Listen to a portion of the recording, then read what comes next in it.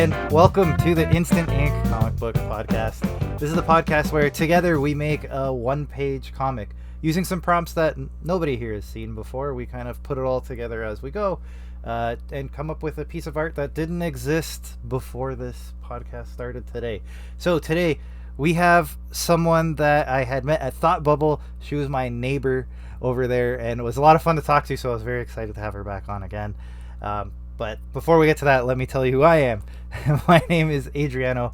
You could find all my stuff at Pesto Comics or at pestocomics.com. So at Pesto Comics on all the socials. And I always got something going on Kickstarter, but you'll find it at pestocomics.com. And with me, as always, the artist here, the artist in residence, is Roberto. Roberto, let them know who you are. Okay, my name is Roberto Viacava. I'm the creator of Voyager, and you can find me on robertoviacavaillustration.com and then check all the social media from there that I've been collecting through the years with different names. Right on. Amazing. And then, of course, I gave you the little preview. Ace, thank you for coming. Let them know who you are, what you're up to. Having me. So I'm Ace Renshaw. I draw and write comics, and I have been since, well, comics is in a broad term, since I was 7 and a bit, doing tabling, and occasionally I write songs, occasionally, if I feel like it. If you want to find me, and if you're interested in any of that stuff, I'm on Instagram at Art of Ace Renshaw, and I have a YouTube channel, which I post on once in a blue moon, which is just my name, so easy to find. Amazing. Yeah, and you've started probably, I don't know, Roberto, when you started, but I know you started well before I did, taking it seriously, and it shows in your work where you're quite the professional at such a young age. It's very impressive. So it was really cool seeing what you had together while we were there at Thought Bubble this year, or last year now. But yeah, so very excited to have you on. Thanks for coming. I'm so excited to be here. I love the whole concept of this is just amazing, and I kind of want to be here forever and just forget everything else. So this is great. I'll just live here. You guys can do whatever. I'll just stay here. It's fine. That's amazing. I don't think we've ever had somebody with the kindest of words like that on the show before. So thank you so much. That's wonderful. Right on. So let's get started. I'll bring up the prompts on the screen. As always, ignore the prompts that come up because these don't count.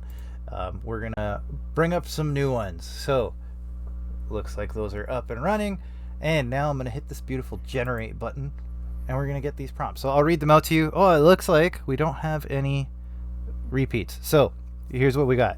True friendship. Describe a situation that exudes true friendship. Magic lamp. What are the 3 wishes? Lost letter. A letter written many years ago unexpectedly arrives. Magic jewels. What are they, and what powers do they have? And spice rack.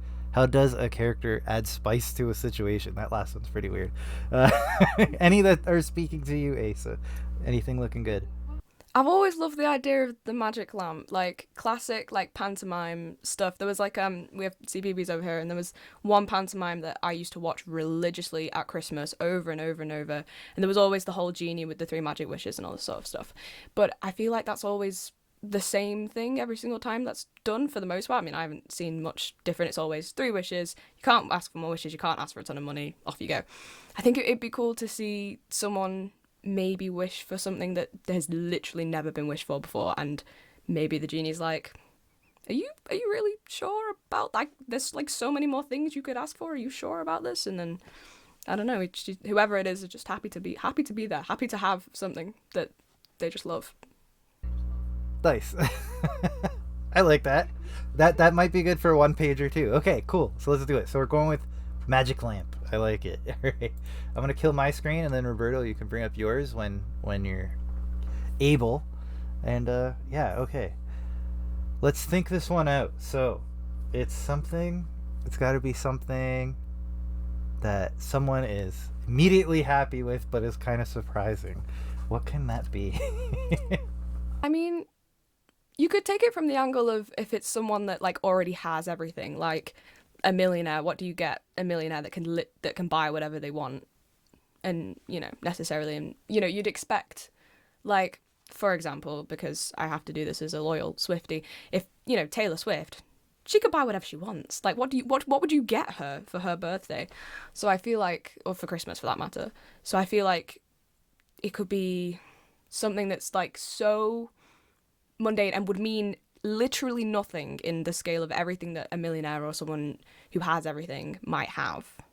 Maybe, I don't know, like, the first thing that comes to mind, weirdly, is like a wooden frog. Have you ever seen those, like, I can't remember where you get them, but for some reason my grandma, because she loves frogs, she always comes home from holiday with some sort of frog in any possible form. Not a real frog yet, although I would not put it past her. I feel like that could happen at some point, and I wouldn't be surprised. Probably not a good idea because she does have a cat, so that could go downhill very, very quickly.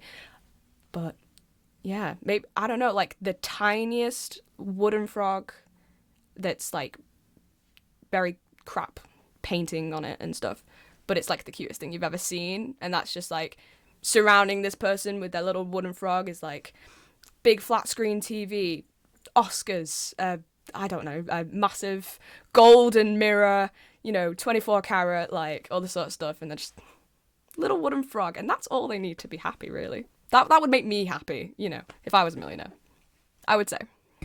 So is the conflict here that the genie's like, all right, like I've done, like, are you sure? And then they do it, and it's like, all right, you have 2 more wishes, and they're like, no, I'm good.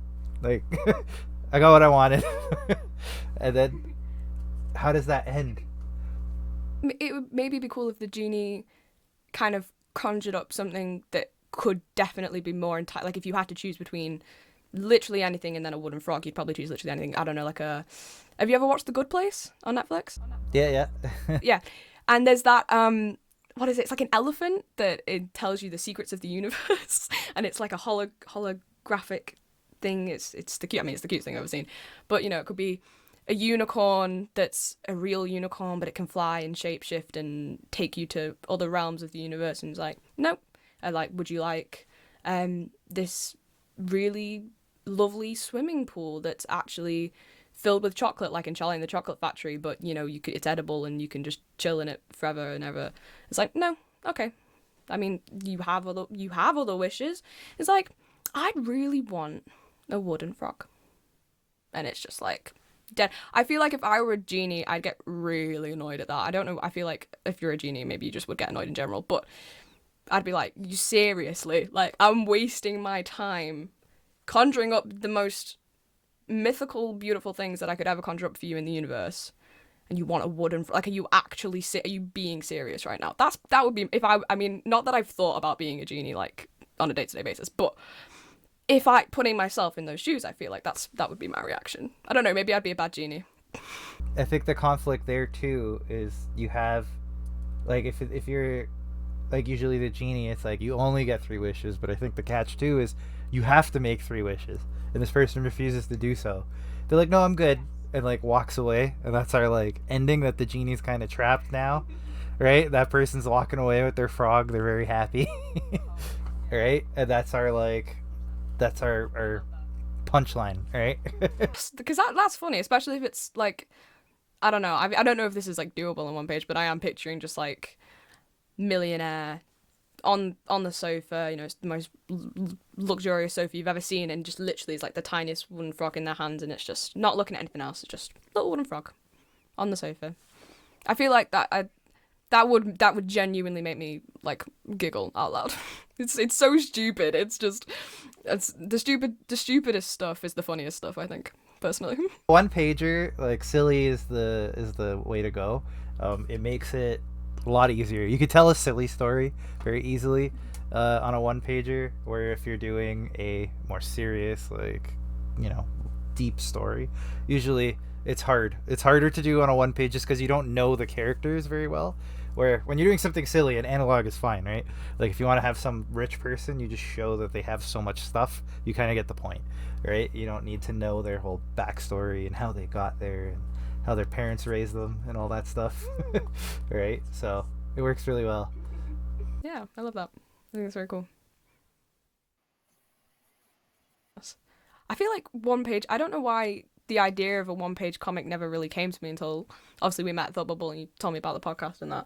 But like, I was watching the most recent episode, obviously later today. I cannot remember the artist's name or the writer's name for the life of me, and I feel really bad about it. But he was obviously, I think the concept was like, of this was inspired by his podcast, and it's just, and obviously talking about doing one-page comics and all, and like the mechanics and all that sort of stuff, and I'm like, why has this never kind of come into my brain before? I feel like, I mean, I don't know if this is anyone else's thing, but it's just me. But you know, you think of making a comic and it's like the most daunting thing ever, and then you realize you can't actually just draw whatever you want. It's not like, you know, it doesn't, no one's holding a gun to your head and telling you make this the most like beautiful thing you've ever seen in your entire life, and no one ever wants to pick up a pencil again, like, you know.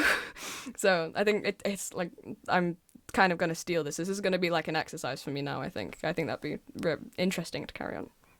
And it flexes a different muscle, right? Like it's almost, you don't want to say it's easy, but when you're talking about like storytelling, like the more space you have, the more room you have to kind of find the story.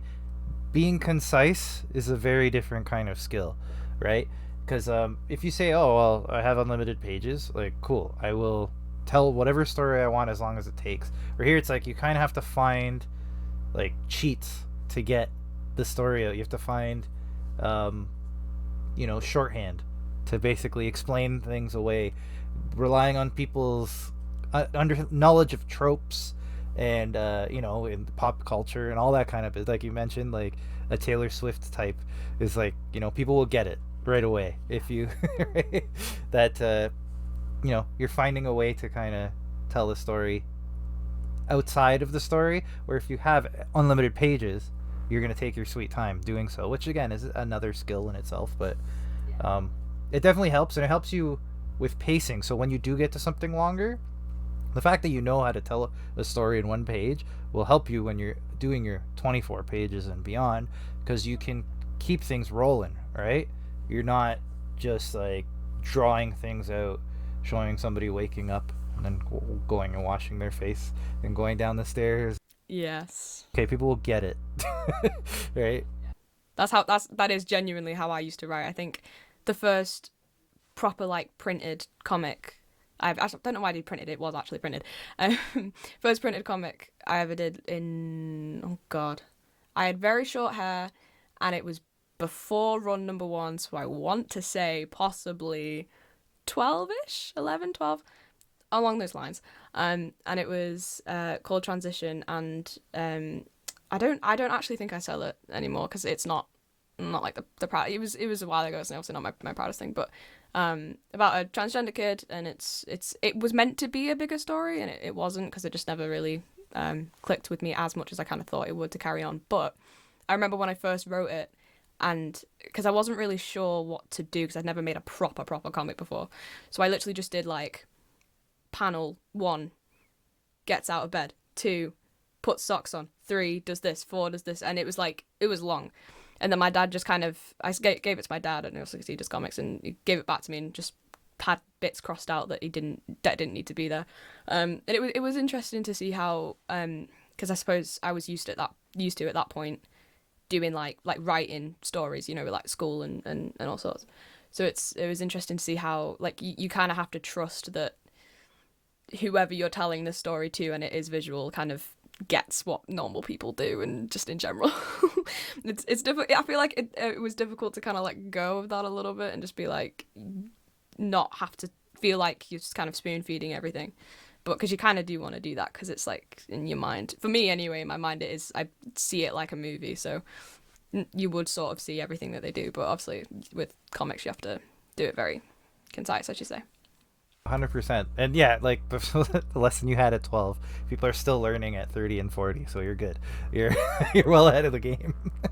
It's not everybody appreciates that, but really and that's why exercises like this certainly help, where you're doing the one pager and you're kind of like even on this show we've had times where we think of an idea and we're like, look, to do what you're asking we'd have to have 5 pages, right? People are usually, again, most people that come on are pros, they know what they're doing, but sometimes we think of an idea and we're like, you know what, we need a lot more space to make that happen, so maybe we need to pick a part of what you're saying, right? And that's kind of the idea, right? Tell a complete story with a beginning, middle, and end, and you have up to 6 panels if Roberto's feeling very very tight with his panels.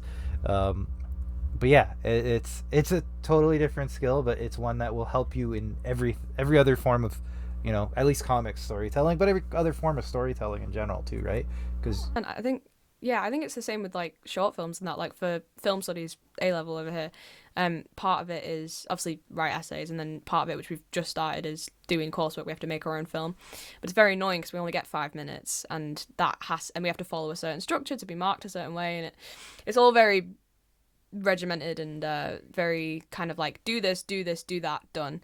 And all of us, being who we are, I mean, we're in a film studies class, we all want to do like the most. My first idea was to do, obviously because I love sci-fi, so my first idea was to do aliens-esque sci-fi in a shuttle, and it's like 20 minutes or something to like escape and all this sort of stuff. And then I kind of was like, yeah, they aren't giving us money to do this, so I don't think that's possible.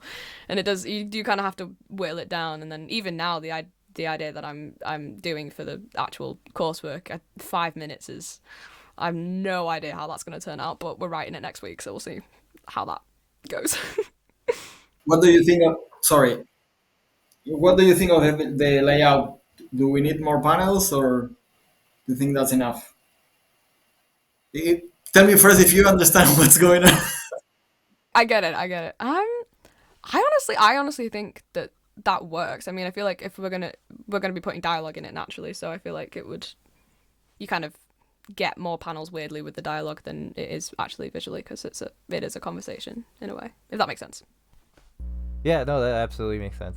I think I think that tells pretty much the story we were saying. Okay, I'll go on then. Thank you. Right on. So short film, very the challenge with that I found in my I'm former film school kid myself. Oh yeah yeah Toronto Film School. Oh yes, I think you mentioned. Yeah. It's a pizza restaurant now. Oh, that's a very interesting turnaround. That's, yeah. I mean, the location they moved, but it's just a funny joke from my film school buddy that I stole and repeat everywhere. Um, but yeah, so doing that, we made a couple short films together, and the challenge there was always how do you tell, like, we did one that was like a sci-fi epic. It got into like the student film festival, so it got us an IMDb page and everything, which is pretty cool. That's awesome. I would never shut up about that. Yeah, you can watch the film on there. It's I saw it. Yeah, did you see it? yeah. It's of its time, I guess is one way of saying it. I'm like a young pup in it. I have like a 3-second cameo. Blah. Yes, I almost didn't recognize you there. Well, yeah, no beard, and about, I don't know, 50 pounds lighter, and yeah, so we did that, and yeah, it was a little ambitious in the sense of how much we wanted to cover in the short time frame, that, and then we had some problems on the day where one of our two actors, right, not a huge ask, one of our two actors just fully no-showed. No way. Or two, no, three. We had three actors. 3. Two were from the union, and then one was a friend of ours. And yeah, so one of them no-showed. So we had to rethink the whole thing. So we wrote up a scene real quick of like this like back and forth of them kind of it's like pure exposition. Just explaining everything that we couldn't shoot on the day. Yeah, so that was like, the scope was too big. And then we had another one, which is just two guys trapped in a gumball machine, and one loves it and one hates it. I love that. We kind of just had a scene, not really a story, beginning, middle, and end. But yeah, so it's finding that balance of like, how do you tell a story that fits, that doesn't just feel like it's a bigger story that you've taken a chunk out of, right? Like it's a story in itself. So very similar to this, but the expectation is different with film as well, right? Like people will read a one-pager, they'll appreciate it, they'll move on. Film, it's almost like you have to get into like a mindset, so you have to tell a story. Like if you're demanding 5 to 10 minutes of someone's time, like they want a richness that they don't demand out of a one-page comic, right? Yeah, definitely. Yeah. I mean, I feel like that's also, like, if we're talking about like the skills of being concise and all that sort of stuff, I feel like it's also like just versatility and like being able to adapt. I mean, 3 people no showing is insane. I think I would cry. But like just writing up a scene there and then and making it work. Like I think that's another type of skill. I think there's a large toolbox. I think that has been built over the years. That was a fun exercise. Like it was stressful at the time, but it's one of those ones that we look back on. It's like we made that work. Like we looked at what we had, because we had studio. We rented a studio space. It was part of our film school. Our film school was in the CBC building at the time. So one of their floors was the school. So you could rent out the studio so that we were like set. We knew what we had. We knew what we had in sense of like props and things that were available in the studio. And we just kind of made it work. So we just took that, like, those one of those white walls, and we put it in there so it looked like a void where this guy was in the center, and lit it real nice. And we're like, okay, we have a jail. What do we do with that? Yeah, I like the cell. Yeah, right. Yeah, single cell. But that's very sci-fi too, right? Like it's like, well, if this is a prison, why is there one person in it? But yeah, I don't know. It worked out well. It's available on IMDb. You can check it out. I am so gonna watch this. Honestly, it sounds like the coolest thing ever. I'm definitely watching this. Don't get your hopes up. Oh no, I bet it'll be perfect. It's pretty goofy, but it's a lot of fun. We had fun doing it. Goofy is the best type. Yeah. Yeah, it was very film school, right? Like we this was gonna be our calling card and all that. And it's just a goofy short. And yeah, we made a few more after that never really saw the light of day for one reason or another, and then life got in the way. But but you're still in the fun part. You're still in the part where it's all very possible and doable. And out of all the people in the film school we went to, like maybe 10% of them like continued on and are doing it today. But that's the point, that some people were able to continue on and continue doing it. It's who's willing to like sacrifice the most to get there, right? So. Would you ever go back into that? Would you ever consider doing it like another short film at some point down the road, or? Yeah, I don't know. We're always kind of I say we because everything I do with my film school buddy Danon. But yeah, we've always think about it. We're always tempted to like maybe we should do like a stop motion. That's been a dream of both of ours for a long time, to do like a nice stop motion short. But outside of that, like we tried documentary. We've entered like film festivals and that, and I don't know, we just kind of we lost the juice for it. So we're doing like comics and stuff. It seems to be more where we're comfortable now. That, and we're coming out with something that I don't know, by now it'll be out in the world by the time this airs. We're working on a trading card game, which should be really cool. Stop it. Oh my god. Yeah. Yeah, I don't know how much I can share yet, but well, I'm gonna be your first customer the second it comes out. I love anything board gamey, trading cards in general. That is like me 100%. So I will be your first customer 100%. Amazing. Okay, we got one. Yes. I'm gonna push through to the front of the line. I don't care who else is there. It's gonna be me. Yeah. So yeah, we're working on that. We got Roberto roped into it too, so it's lovely. Yeah. it'll be a cool project. But yeah. So I don't know. Film is it feels like a different place now. Like I wouldn't be against doing it, but I just can't wrap my head around the effort, I guess, right? When I was younger and had more energy, maybe. I'm not that old, but but I certainly, I don't have the same. I used to be like all for it. Like I'd give anything for it. Now I feel kind of like, eh.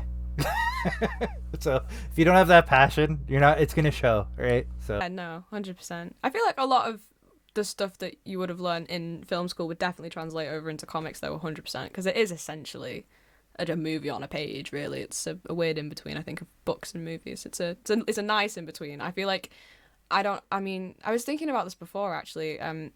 Like people I can guarantee you about, I don't know, like I would put my money on maybe like 80%, if not more, of people who my generation, my age, have not touched a comic. And I think maybe the only reason that I'm even into comics is obviously because my dad's a comic guy through and through, like since he was younger than me. But I think I feel like it's I wouldn't say it's niche, but it's like I would love for it to be so much more mainstream than it actually is, because I feel like you have people that are a fan of like Marvel, like diehard fans like Marvel and DC, and they read the Marvel and the DC comics, which has never really been some. I mean, I was like a big Marvel fan back in the day, but I never really really connected with the comics as much. But that's why stuff like Thought Bubble and like the little like Barry Comic Con or the Lakes Comic Con, like all the smaller stuff is so good, because it is just like indie comics. It's people that, and put their whole heart and soul into it, and obviously it shows, obviously, because you can see that the work, and you understand the work that goes into it as well, which I think makes it better. But I love seeing more people, like younger people as well, come into comic shows and that with their family for whatever the reason that is, if they're just in the area and they're coming there, or someone in their family likes comics and they're dragging the whole family down for a day. Like, I just love seeing that there's a more, it's kind of growing a little bit, especially now Thought Bubble is massive, like the way it was when last year feels crazy to say, by the way, last year, madness.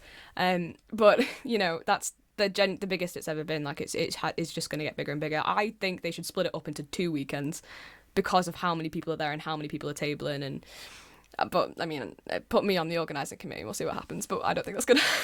I don't think that's gonna happen anytime soon. But I just think it's just gonna get even bigger and even bigger. And I think there's more of a chance of people kind of getting into that. But it's a nice, because I have friends who, maybe it's just the age that we're at, but like a couple of my friends don't watch movies at all, or they don't watch TV shows at all because they don't have the attention span, or they just don't, it's not their thing or whatever.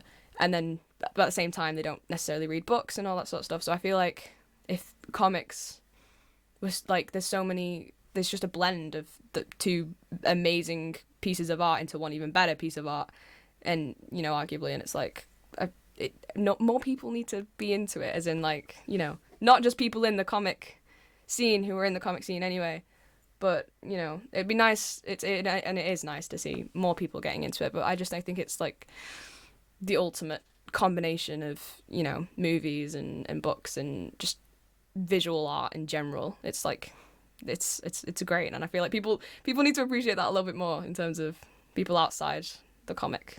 100%. And I think you touched on a couple points there, right? One of which is, like, that I think part of the problem is they're still chasing Roberto and I, right? Like, they want us to buy comics. They want us to buy comics like we did in the 90s and the 2000s, and right, like to go and buy all the variant covers and bag and board them and keep them safe and do all that, where new generation, right, yourself and others, are less of that type. Again, you grew up differently thanks to your dad, but for the most part, like, people aren't going to do that, right? Like the delicate, like, you're buying this, it's well, in Canadian dollars, it's like $8 for a 24-page whatever, right, of Batman doing the same thing he did last month.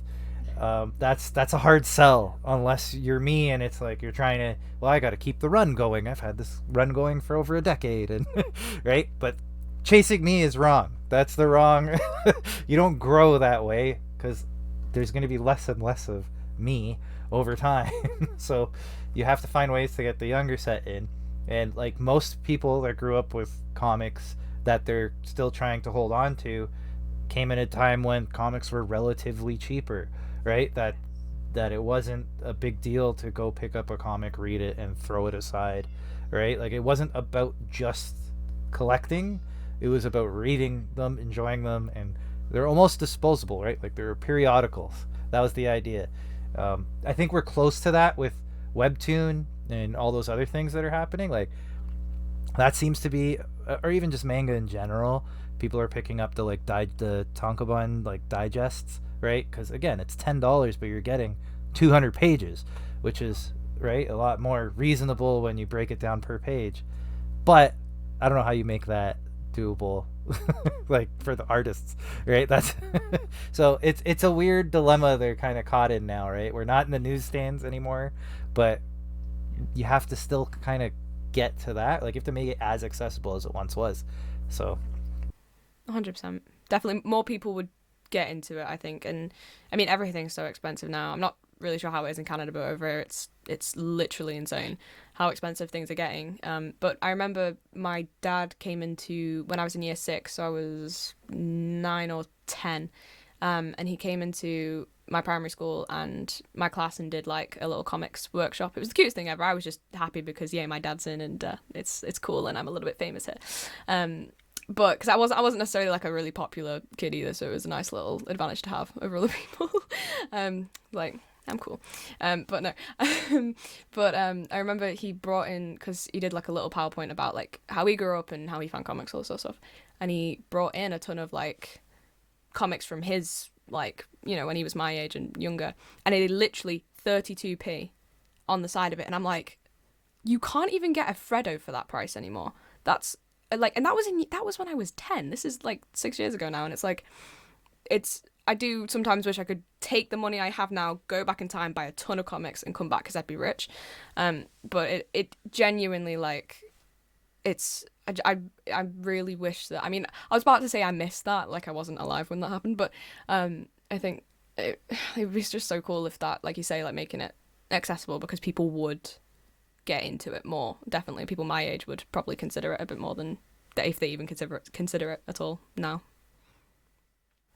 You wouldn't put thought into it, right? Like you would just get it. You would be like legitimately like when I was like very young, right? Like 8, 9, I can't remember. We used to ride our bikes to the grocery store and go to the like magazine rack, and they'd have the comics on the bottom, and for a couple bucks we'd get a couple comics, right?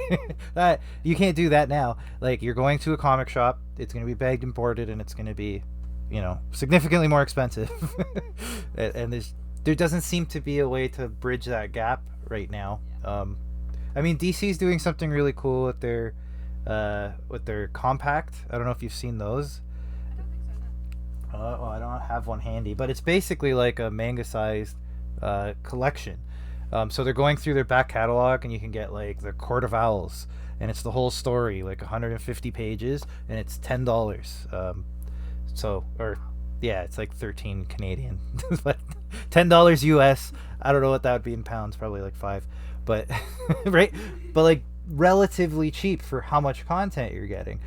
So I think that seems to be a big success. I wonder if we're going to start seeing things trending that way, because again, you got to get one, it fits next to all the manga on that shelf. So if you can fool some young kids into saying, hey, right, maybe don't get One Piece this month, go get Batman and bring them back to those. But we'll see. I don't know. It's but it's hard as, again, the indie creators and stuff. It's great seeing Thought Bubble. We have a similar show here. It's TCAF.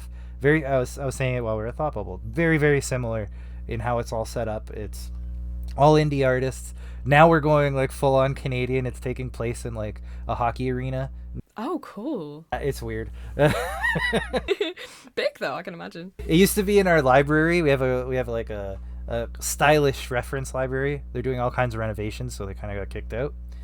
So we moved it into like our it used to be where the Toronto Maple Leafs play. It's an old arena, and then the university took it over, but it's still got a hockey rink in there. Like I play there every other Sunday.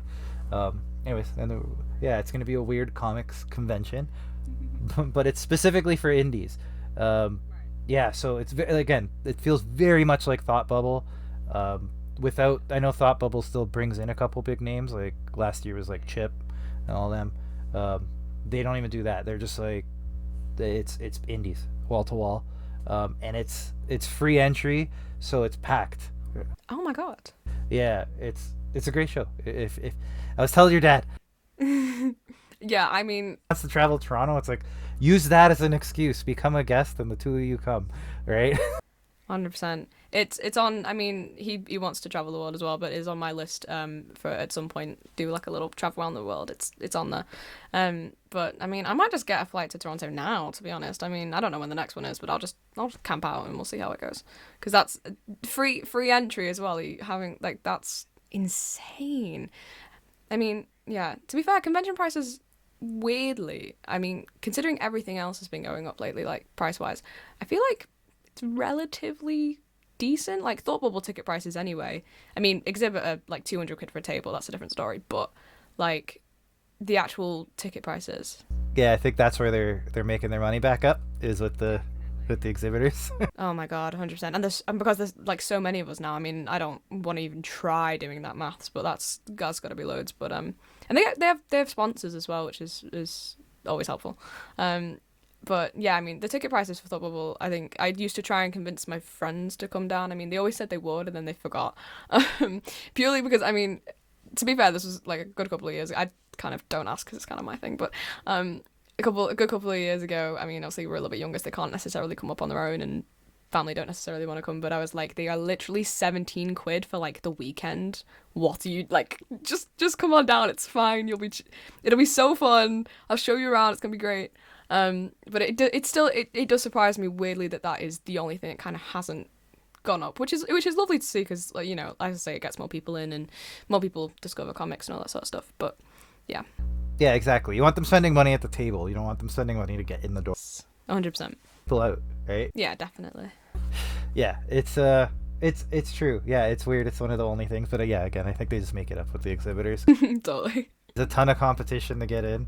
You know, Roberto and I have been applying. We already, I don't know, Roberto, if I told you, we got denied from Toronto Comic Con. That didn't work. So, so we're not going to that one. But yeah, it seems, you know, again, just stiff competition. If you don't have, like, usually if you've tabled before, you get some preferential treatment. TGAF is the only one that's different. If you were there last year, you're not allowed to come this year. Oh, that to be fair, that's a good system. Yeah.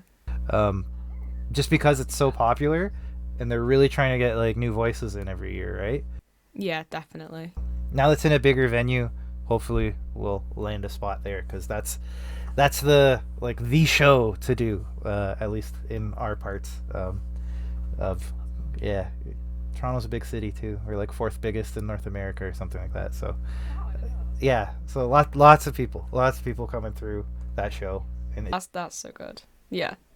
100%. But yes, come to Toronto. I recommend it. Don't come in the winter. It's miserable. God. Like, it's been freezing over here. I can't imagine how it is for you guys. Like, it's actually, well, we've had a bit of a cold spell this week. I live closer, well, so Roberto's in Niagara Falls, and I'm in Toronto, but I'm like a 20-minute walk from the lake. So, yeah, so it keeps it pretty mild here. Mild as in like it's -8 at night and -2 during the day. This is all Celsius for the Americans watching. Not that cold. But yeah, like if I go where my parents are from, like a half an hour north of here, they're covered in snow. Like they're right, significantly colder. And then if I go with my film school buddy, he lives an hour up north. He's like buried. He's crushed in snow. So the climate changes a lot, even just going a little bit north from where we're at. Yeah, the lake seems to keep a lot of the warmth and then dumps all the snow in America, in Buffalo. Nice little mid-ground, yeah. But yeah. But yes, I highly, everyone that comes on the show, so I think we've had 2 people from here. Everyone else have been like, come to Toronto. Toronto's amazing. I should become like a... Yes, be a tour guide. But purely for comics. A comic tour guide. There you go. That's new job title. Just gotta, yeah. Comic tour guide. There you go. That's new job title. It's a pretty, you know, the comics market here is pretty intense. Like there are just a ton of creators all over, and then like big ones too, right? Like Jim Zub and Chip Zdarsky, and I'm sure there's a huge list of ones that I'm totally forgetting. Francis Manipal. Yeah, like we've had a lot that have made it through here. Plus there's like a lot in that like middle tier folks that are doing like, you know, independent stuff for Image and Dark Horse and whatever, and then the indie, when you start getting to indies like ourselves, like tons and tons. So very vibrant market, which is good. It's easy to meet people, it's easy to make friends and all that. It's fortunate to meet Roberto, even though he lives an hour and some away from me. How did you guys meet?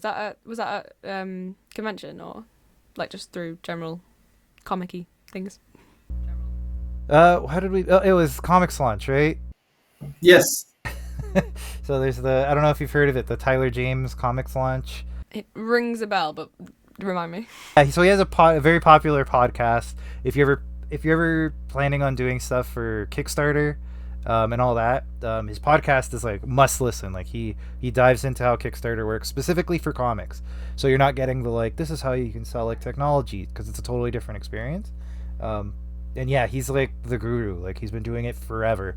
And part of that is he has like a little group that you can. It's actually a course. You pay to get into the course. Part of the course is you get in this like group that you're a part of, and you don't get kicked out. It's wonderful. It's kind of like a lifetime access thing. And through that, yeah, we were all talking about our projects or whatever, and then yeah, and then Roberto, because again, me being like, I'm from Toronto, hey everybody, Toronto, and so Roberto reached out. I was like, hey man, we're like close to each other. Why don't we hang out and grab a coffee? So I met him in Niagara. We had a coffee, and it went well. And now that it's been like a year and a half, now we've been pals. Yeah, so it's been pretty cool. It's all credit to Roberto. I'm the mastermind in the shadows. Yeah.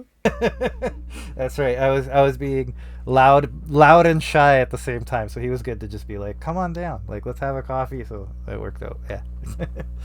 I love the people that you meet through doing comics. I mean, it's obviously it's a bit more for me now that I'm a little bit older, but it's everyone is just so friendly, and I feel like that's like for me anyway. Because Thought Bubble is like bar a couple of other conventions is usually like the only one I go to really in the year, but it is like the amount of people that you meet, like even if you don't like become super best friends with them, and it's just like everyone's so nice because you're all there for the same reason. You're all there because you love comics. You're all there because you make comics or you're interested in comics, and it's like the genuine, like some of the nicest people I have ever met has been at Thought Bubble. A couple of years ago there was a lady called Rachel, and I think she was from New York, I want to say, and literally I've met so many wonderful, lovely people in my life, people who are like my best friends now, but it's like take that, multiply it by like 1,000. She was so sweet and lovely, and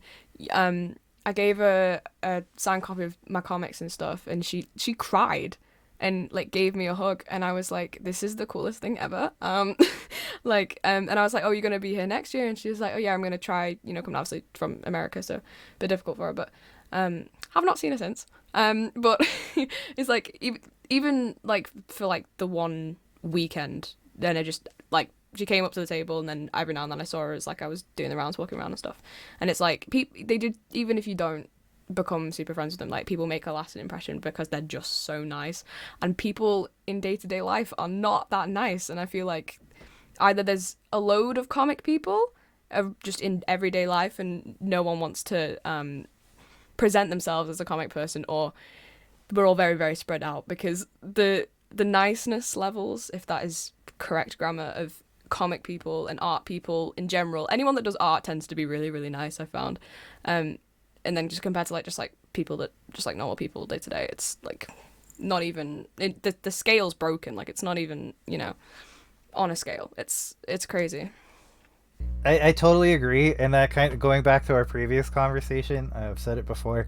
I felt the opposite when I was with film. The film folks, you make your friends in that, but it's a little more cutthroat, I find, right? Like you don't find like it's incredible in comics how everyone is, okay, maybe I'm generalizing, maybe not everyone, most people are willing to help each other out, willing to take time out of their day, and like regardless of their status. Like I've talked to people who are doing significantly better than I am and ask them the dumbest questions, and they will take time out of their day and like guide me, right? Like 100%. It's incredible how accessible everyone is, which yeah, like you can't email Tom Cruise and be like, hey, I have a question about how to make it in film. Like he's not, understandably so, he's not going to answer you, but you know what I mean? Like it's a totally different world. Like you can email almost anybody, if you can find their email, and ask them questions and talk to them, or go to a show, right, and go to their table, and it's not the same as the celebrity booths where they're very nice and you take the picture and you give them their way too much money for an autograph, and they like forget you exist the moment you step away. Like I know comics creators that I've seen at one show and then the next show, and they remember who I am. I kind of dress like a cartoon, so I'm recognizable in a way, but but it's like you're a person to them, right? And that seems to happen more in comics than anything I've seen.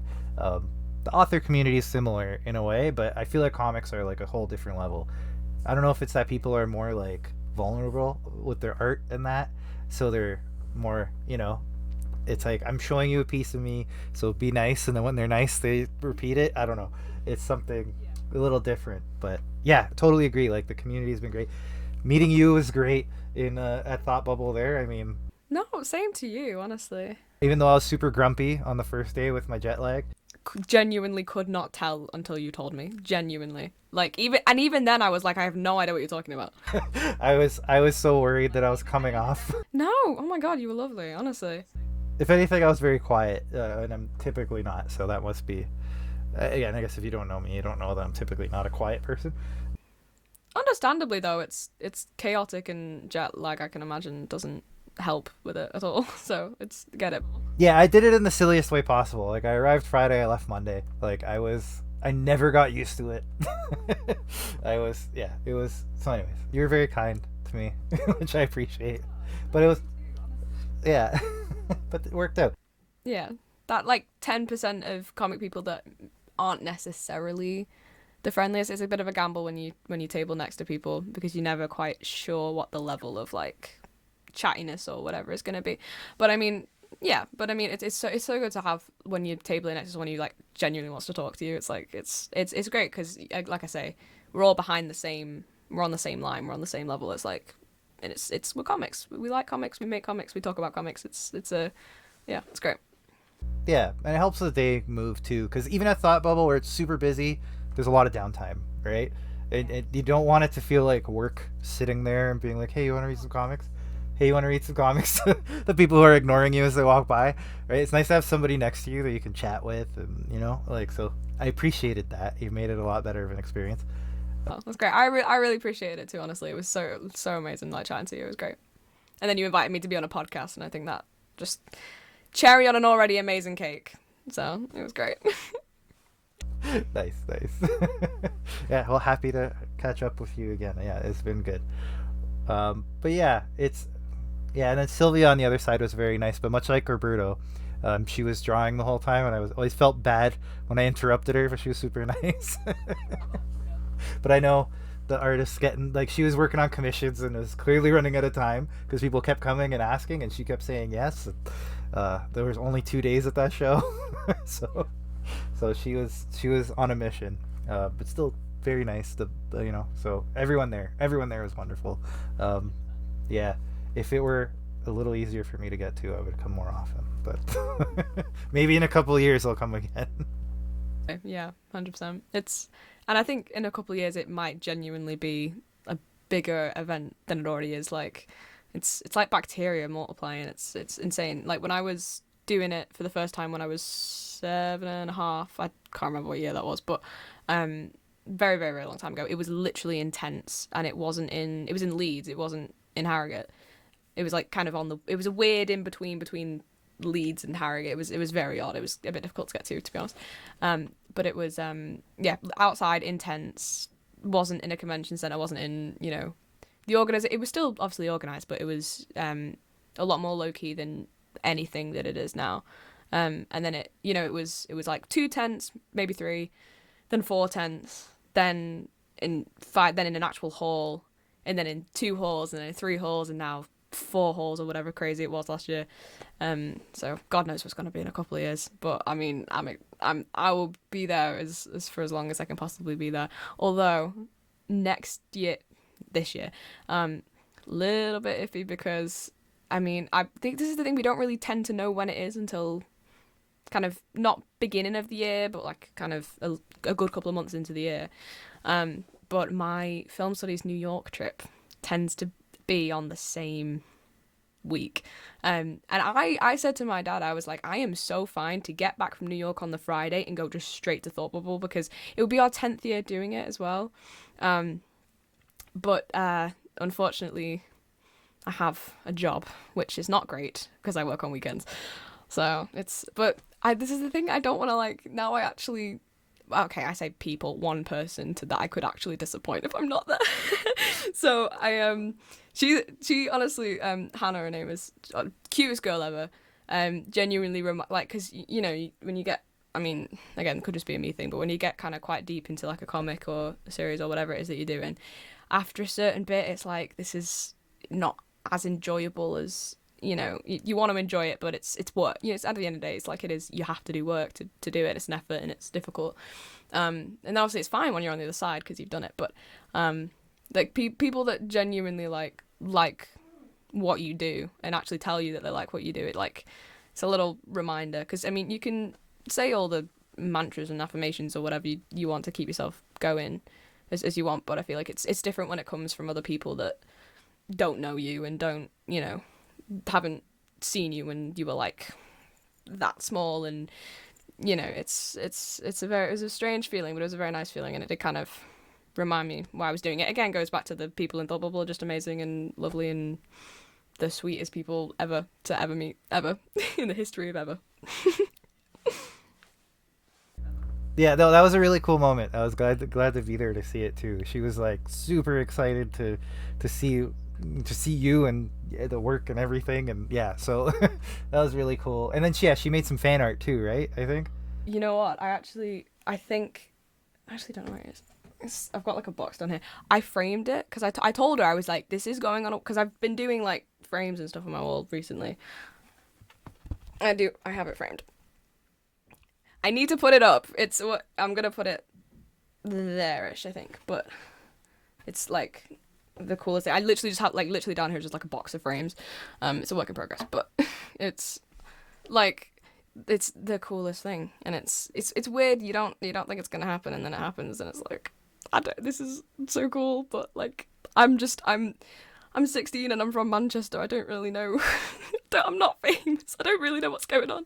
But it was so sweet. It was lovely. That's the thing though, because obviously I thought we're getting like so big, and it is quite, if you're there for the weekend, you have to, you know, really plan everything, and even you know, I mean, can't imagine what it's like for you trying to get down to Thought from Canada. I mean, we're like 2 hours longer on the train, but if you're driving like 2.5 hours away, we're not, in hindsight, not really that far, but it's even then it's like a proper, you have to plan it, you know, so it's a trip, definitely, but I mean, it's worth it at the end of the day. But if you can do it, it's worth it, I think. Yeah, for sure. No, it's a great show. Like I said, I'll definitely come back at some point. I need to put more money in it.